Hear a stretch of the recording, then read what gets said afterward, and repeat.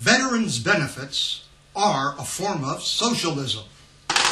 No other employer, besides the state, is either obligated or able to pay lifetime pensions, subsistence, and health care benefits to all of its present and former employees, much less entitled to tax everyone to pay whatever it costs.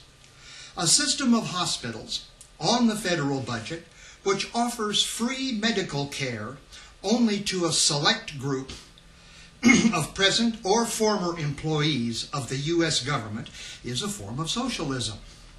Now, I'm not saying that as an indictment, merely as a fact. The active socialists in America want exactly that. A system of hospitals, exactly like the VA, but where any citizen can go. Now, the loss of profit to our medical industry and our insurance industry would likely destroy our free market economy, some say. So why should paying veterans' benefits be tolerated?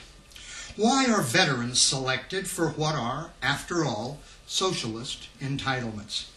What is there about being a veteran which should justify a person's being placed for life in a certain category of beneficiary of federal funds, whether drafted or volunteered, with some benefits dependent upon having been in combat? This is presumably a reward for placing your life at risk for the state, whether willingly or not, notwithstanding the fact that many veterans' jobs did not place them at risk at all. Likewise, notwithstanding the fact that many in other state and private jobs must risk life every day and are not being given those benefits. What makes being a veteran so special? Is it merely a propaganda gesture, a show of honor so as to motivate the next generation of sacrifices? Drafted or volunteered, it's presumed that you're there to the death. You have agreed to offer your life in service to the flag and to the republic for which it stands. It is not just a job, something you do for the benefits like a common profiteering corporation mercenary.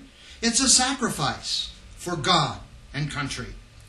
So if you were willing to die for your country then, shouldn't that same spirit of sacrifice rule your relationship to the flag today? So you don't sleep so well. Take it to the chaplain.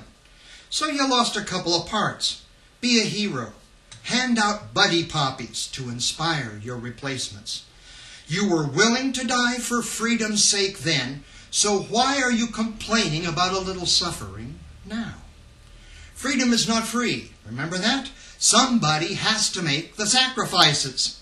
Veterans should be not the ones whining for benefits, but the first is always to step up to the plate and pitch in a little silver or a little blood.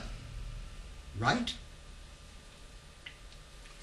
You who would like to really put an end to socialism in America, and an end to the practice of granting exclusive medical entitlements only to certain government employees, should begin by demanding that the term veteran should be discontinued and that no federal funds or other benefits or other advantages should be given to any person merely because of that qualification.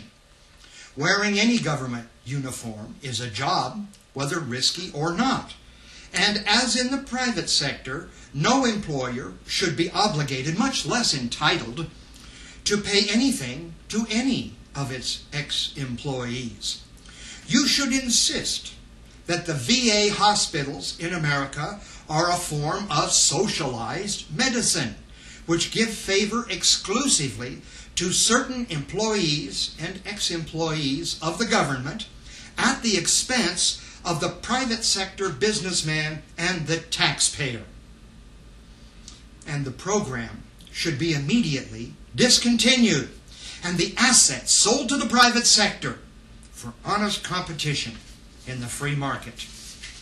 Really? End socialism in America? Then end the VA hospital system.